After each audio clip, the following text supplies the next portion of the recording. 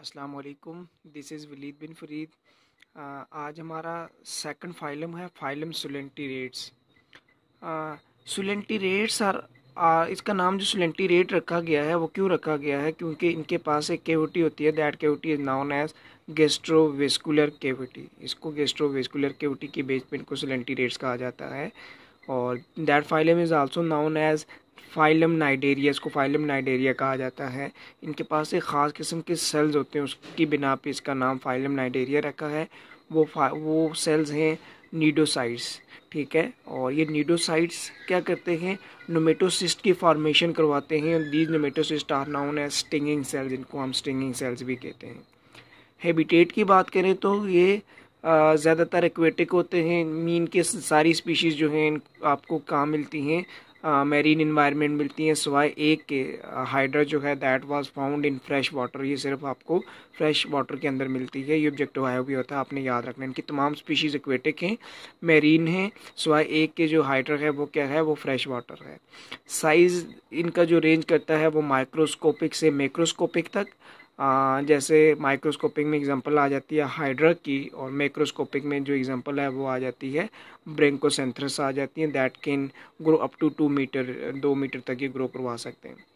Symmetry की बात करें तो ये they show are radial symmetry. ये डिप्लोब्लास्टिक होते हैं, इनके पास 2 लेयर्स होती हैं, ठीक है। एक जो है एक्टोडर्म है, और दूसरी जो है ये आपको नज़र आ रही होगी, ठीक है, एंडोडर्म है। और इन दोनों लेयर्स के दरमियान बीच में यहाँ पे कुछ जेली लाइक मटेरियल होता है, ठीक है। और इनमें जो सेल्स हैं दैट फॉर्म्स टिश्यूज़, और टिश्यू ऑर्गेनाइजेशन होती है। So we can say that के यहाँ पे आर्गन्स की फॉर्मेशन होगी। और कौन से आर्गन्स बनते हैं? इनके आर्गन्स कौन कौन से हैं? Gonads as well as tentacles होते हैं। ये टेंटिकल्स आपको ये थ्रेड लाइक स्ट्रक्चर्स कुछ नज़र आ रही होंगी, ये टेंटिकल्स हैं जो फूड को कैप्चरिंग में इंपॉर्टेंट रोल प्ले करवा रही होती हैं। बात की थी कि इनके पास जो कैविटी है, ये वाला portion, that cavity is known as gastrovascular cavity, और इसको हम एंट्रॉन्स भी कहते हैं, एंट्रॉन भी कहा जाता है इस कैविटी। और इस कैविटी के बीच में यहाँ पे ये जो स्ट्रक्चर नज़र आ रही है, इसकी ये ओपनिंग होती है, ये माउथ वाला पोर्शन है, ठीक है। और इनके पास सिंगल ही ओपनिंग होती है जिससे फूड इंटर होती है, उसी से जो है वेस्ट प्रोडक्ट जो है वो बॉडी से बाहर की तरफ जा रहे होते हैं।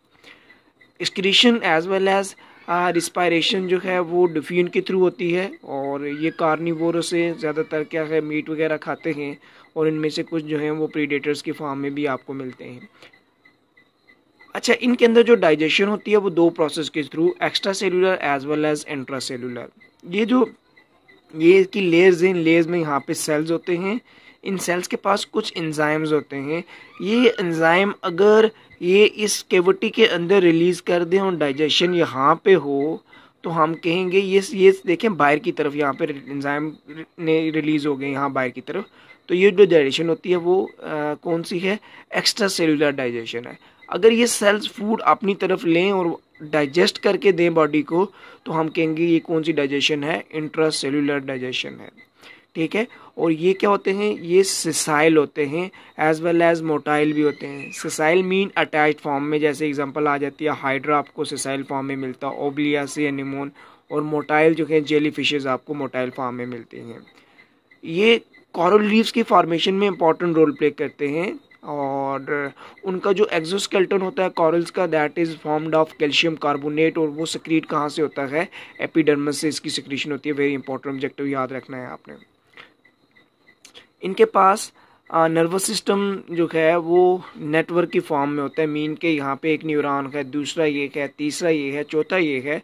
All these neuron are connected to each other. ये एक दूसरे के साथ क्या होते हैं? जुड़े हुए होते हैं, नेटवर्क स्ट्रक्चर बनाते हैं, जिसे हम प्लेक्सस कहते हैं। और इसीलिए कहा जाता है इनके पास डिफ्यूज्ड नर्वस सिस्टम होता है। Reproduction, they can reproduce sexually as well as asexually.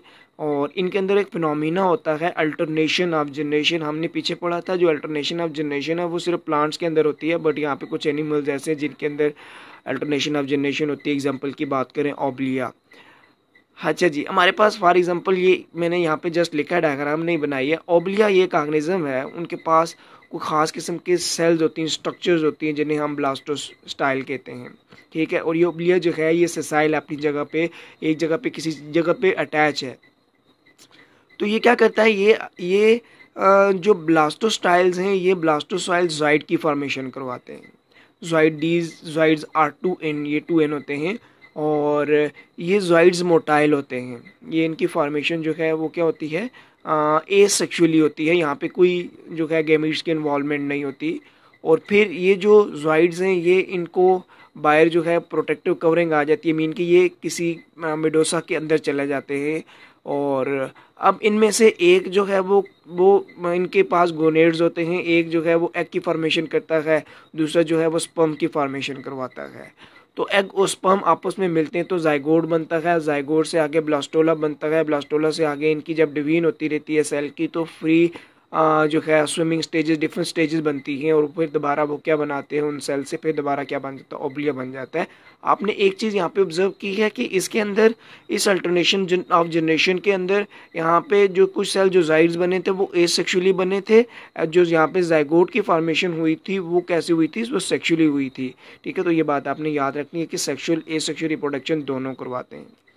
जैसे हाइड्रा है वो एसेक्सुअली बर्डिंग के प्रोसेस के थ्रू क्या होता है, प्रोड्यूस होते हैं।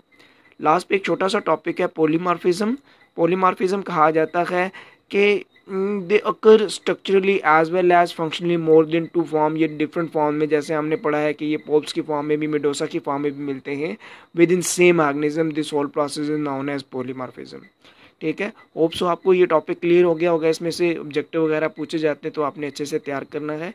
ठीक है, और ये जो लेक्चर है आपको यूट्यूब चैनल पे भी मिल जाएगा, वहाँ पे अगर क्वेश्चन है तो आप पूछ सकते हैं। Thank you so much.